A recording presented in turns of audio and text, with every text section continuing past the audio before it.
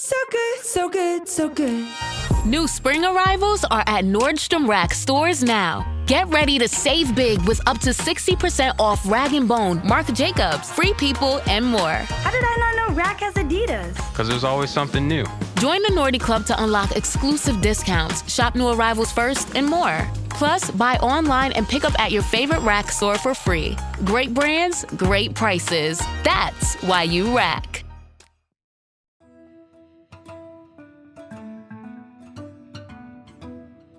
For the News and Observer, I'm Dawn Vaughan, Capitol Bureau Chief and host of Under the Dome. You're listening to our podcast for the week of September 25th, 2023. Here today with my politics team's colleagues, Kyle Ingram and Avi Bajpai. The budget actually finally passed. We already know that Governor Cooper is going to let it become law without his signature. It went almost 3 months late, and I know the final vote was on Friday the 22nd.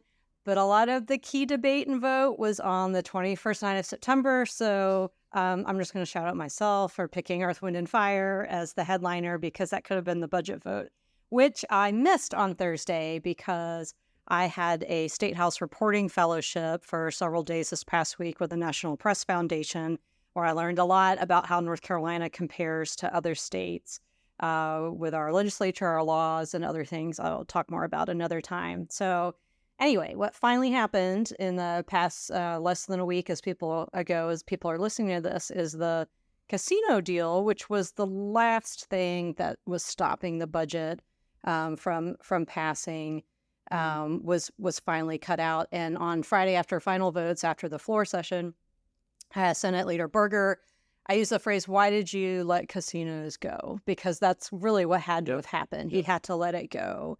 And some of for now. Right. Yes. Yes. So that's true. So some of what he said was he was talking about the facts not being at play. And I know he said that earlier. And he said, quote, "The emotion that had taken hold, some of the wild accusations that were out there on social media and within private conversations and meetings were such that when you get to that point, it's very, very difficult to get a reasoned decision." So what happened in that moment where like a leaked budget came out and then there was the deal, but it was just an avail, not a presser. For listeners that don't understand how it works, usually the budget process will be a joint press conference with Speaker Moore and Leader Berger, and they will come out and all the budget writers come out and they'll tell us, but this was just... It's sort of like a show of force. Everyone's really happy, big smiles. So it was just Berger and Moore in the hallway where we had gaggle sometimes. Yeah, very impromptu. Okay. 45 minutes notice. Yeah. None of us were expecting a deal, I don't think, that quick. Yeah. And with no details really at all on the contents of the budget, just the fact that casinos are out. We kind of felt that we should have seen something wild coming Tuesday night because the House was in session, but they kept going into recess and kept taking breaks. And then we heard that maybe some of these, there was this idea floated at the start of the week that, casinos are sort of the sticking point. They can't get to an agreement. What if they just take casinos, take them out of the budget as the House wanted, but crucially put them in a separate bill and put Medicaid expansion into that? That's something that Democrats had wanted. Well, they wanted that for several years. But why would Medicaid expansion as a separate bill would have only been needed from the arguments, the past month if the budget was going to be so late that the state was just going to lose even more federal money, or it was going into mini budget territory, which they kind of floated but never actually wanted. So was it at that point that the deal just wasn't happening and they wanted to put it in something else? I think it was fairly clear that at the end of this last week, not this past week, but the week before, the House and Senate really were kind of at a standoff.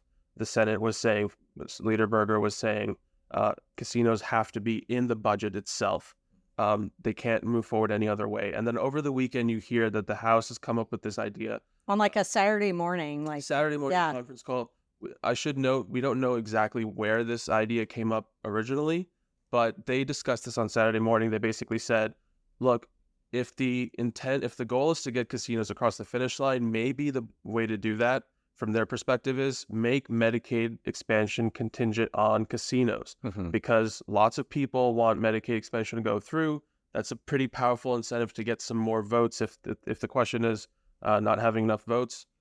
So anyways, just to sort of get to the point, we go into the beginning of this past week with a lot of uncertainty. We don't know what's going to happen. And Tuesday morning, Speaker Moore is telling reporters, yeah, the House is ready. We're going to vote on a budget bill, and we're going to vote on a separate casinos and Medicaid bill. It's going to be Wednesday, Thursday. This is what we're doing. We talked to Berger a few hours later. He kind of throws cold water on it and says talks are still going on. And then, we were all there at the building. But that's kind of like last week where they're like, I'm ready to vote on the budget. Yeah, no, I'm ready to vote on the budget. And that's not the same budget. But the week before, they were all really angry with each other. So were they... stopped talking to each other right. temporarily. So was that anger palpable this week? Or was it just like... I don't know. Well, I mean, of course, they're going to put on, a happy face when they're announcing this together, and they say that this is a decision that they've reached together. This is the best way to move forward and put our state, towards a beneficial spending plan. But I think you could definitely sense some tension between House Speaker Tim Moore and Senate Leader Phil Berger. I don't know. The chambers have disagreed on things in the past, but I think we've typically expected the Senate to get their way, and this was a unexpected change. What was the deal announcement actually like? Was it, oh, by the way, and the raises are, well, let's talk quick about what's in the budget, right? Yeah. That it's 7% on average teacher raises, non-certified school personnel, an extra 2%. So bus drivers, the shortage has been a major problem across the state. That's a 9. It's most raises 11 spread over 2 years. Right. Well, yeah, all raises are over. It's a 2-year spending plan, so there's a chance that next year and the law enforcement help with vacancy rates. Well, the next year in the Tech Corrects budget, they could increase it a little bit, but it is over 2 years, and the amount is a little bit different. But the bus driver raises are front loaded a little bit, so I believe it's like 6% that they get next year. So on average, 7% for teachers, and of course that varies with. There's also the rural teacher supplement, 11%, as you were saying, for troopers. Big raises for big elected officials who already make 6 figures. So 15%? I think they're getting pleny, right? Yeah. And then the tax cuts sped up a little bit, but still further out in the future, right? Yeah. Lots of stuff in the budget. But just to go back really quickly to the deal, the deal was the whole rollout of that, the announcement, not something I've sort of seen before, where they start early. They were supposed to start at 7:15, I think. They started at 7:10. There were some camera crews and reporters who actually came in late, and then they, Berger and Moore kind of acknowledged, yeah, sorry, we know, we don't typically always start early. It wasn't as joyful as these joint pressers usually are, where, like we were saying, they're trying to show reporters, the media, the public, look, we spent months coming to a compromise, a consensus between House and Senate. Now we actually have it. It's going to help the state. Here it is. This was kind of a little more subdued, and it was basically a quick acknowledgement from Berger specifically.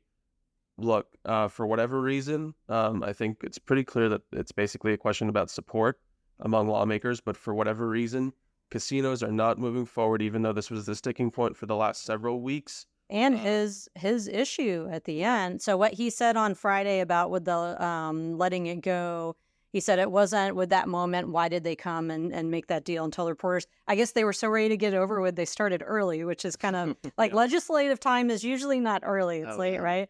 Berger said he felt it wasn't going to improve in the short run, and that letting it play out over more days, weeks, a month, as the budget continued to be delayed was, quote, not in the best interest of the state. So does that pretty much sum up what that was actually like with that moment, that here the deal is here and this is it? And you have Moore also saying something to the effect of, they kind of realized they don't want any single issue holding up the budget.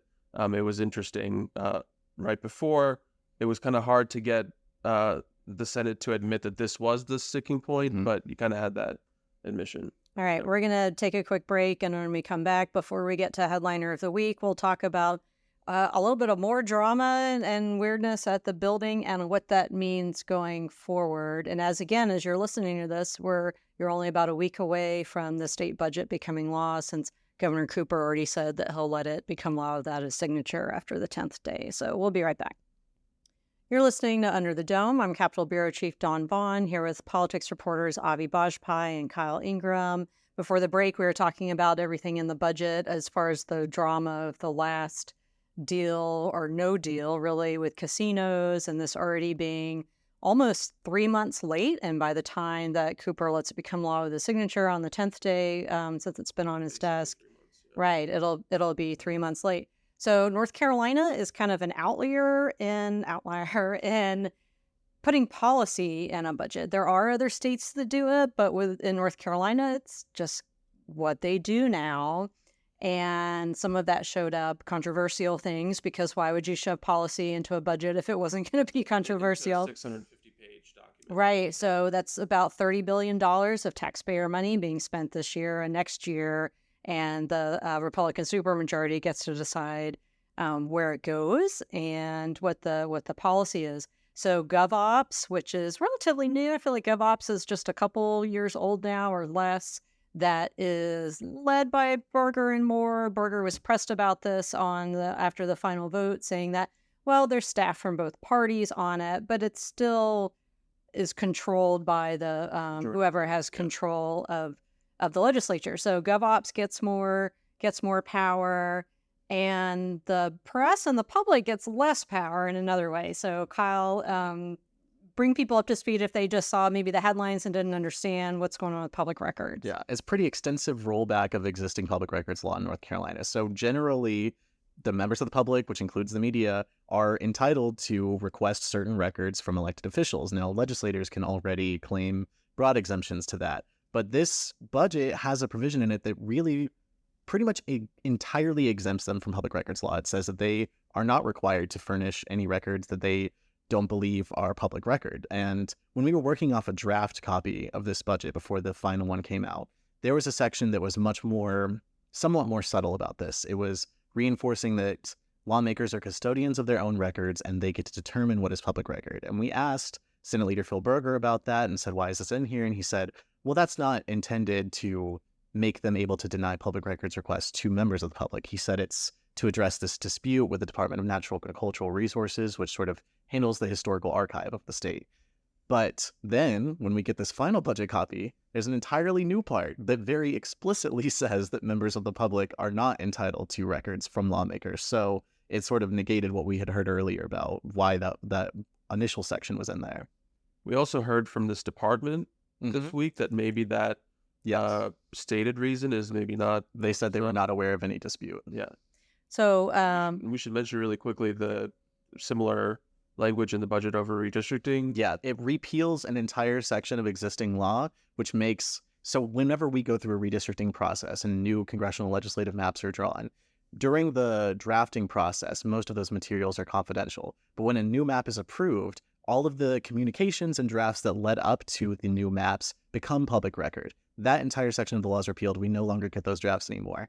And we've been through a bunch of gerrymandering trials in North Carolina where those drafts have been important in determining what all went on. So Senator Berger was asked about that on Friday after the final vote by our press corps colleague. It was Laura Leslie with WRL, I believe. And she asked about why the stipulation with redistricting records. Just why? Why is it in there? Yeah. And Berger said, I'll have to take a look at that a little more carefully to fully appreciate and understand any nuance that might be in the argument that's being made. And this is I'm reading the transcript from Berger talking to us on Friday. And he went on and said, remember, a lot of the redistricting things that take place are controlled by what the courts will tell us with federal and state courts as to what that information is. So that's what his response was. Well, and also we have gotten no one to really take responsibility for adding these sections about public records into the budget. And no one seems to acknowledge how they were put there, why they were put there. Yeah, we've heard different answers ranging from leaders saying they don't know where it came from to, basically it's been 3-4 days now since the language has been out and no one is really owning up to it. So I'll point out that all of our stories includes our contact information, our email address and phone numbers and social media. D. Vaughan at newsobserver.com, A. Bajpai at newsobserver.com, K. Ingram at newsobserver.com. If you know or think you know who put it in the budget, we would like to know too. And we would like to tell the public about it, because, it's good to tell the public things, right? That's our job. All right. So before we get to Headliner of the Week, something else related to power dynamics in the legislative building happened this week. And we're pretty familiar with it because it's where we hang out in the building. And Avi, you took a picture of, wait, what's this? What's going on over here? Because the signage changed on a door in the legislative building basement. So Yeah, a small room in the basement of the building, right off of the hallway where the press room is. We were told used to be, as of Thursday morning, a supply closet. right, I've seen supplies in there. And it suddenly, as of Thursday, late morning, afternoon, had a sign that said Representative Terence Everitt, who is, of course, a House member, Democrat from Wake County. So He's been real critical of Speaker Moore, especially with the lawsuit where Moore was accused of exchanging political favors for sexual favors. yeah, he reached out to prosecutors last month in August, asked the Wake County District Attorney to look at maybe a potential investigation into Speaker Moore. That generated some headlines, and we didn't really see an immediate response of any kind, maybe even like an acknowledgement of it from Moore. And then yesterday we find out that Everett had his office on the first floor where all the other offices are, and that he had suddenly been moved to this little supply closet. We also got we get this letter from Moore's office. Oh, the exchanging of the letters. The letter from Moore, the letter from Reeves, the letter From Paul Lowe as well. Right, I saw it Lowe. Yeah. Several All on official letterhead, yeah. Official letterhead. Basically, just to get to the story real quick, this is a tense week. It's sort of like the last week or one of the final weeks of session. And tensions emotions are kind of high, and this just the back and forth between them in a very formal way of dissing each other, I guess, would be the... we need to get to headliner before we're out of time. We could talk more about that in the future. I think your headliner is related. So Avi, why don't you tell us your who or what is your headliner of the week? Yeah, so one of the perks of being at the building until midnight is seeing what lawmakers choose in terms of refreshments for everyone, for all of their colleagues. So Kyle and I were at the building last night, past midnight, Thursday night, yeah. And we saw huge sort of bags of popcorn. I think there was some fresh coffee, lots of boxes of donuts, yeah. And then Representative Everitt, who was moving into his new office, actually, when we were, I think, away from the building, stopped by the press room and had some cupcakes. So lots of food moving around the building. So the General Assembly Police is down there too, next to the press room, and Human Resources, and the Cafeteria Services Manager, and of course everyone that works in the cafeteria and the snack bar. So welcome to the dungeon, the rest of us, Representative Everitt. All right, Kyle, who or what is your headliner of the week? Yeah, after this crazy week, I am taking a much-needed mini vacation to New York next weekend, so you will not see me on the podcast. My headliner is where I was for majority of this past week. It was a work trip, but also fun. As I'd mentioned at the top of the show, this State House Reporting Fellowship through the National Press Foundation. And one of the speakers there is how I knew. I'd asked about, like, is it usual for policy to go on budgets? And the Conference of State Legislature said, actually, no.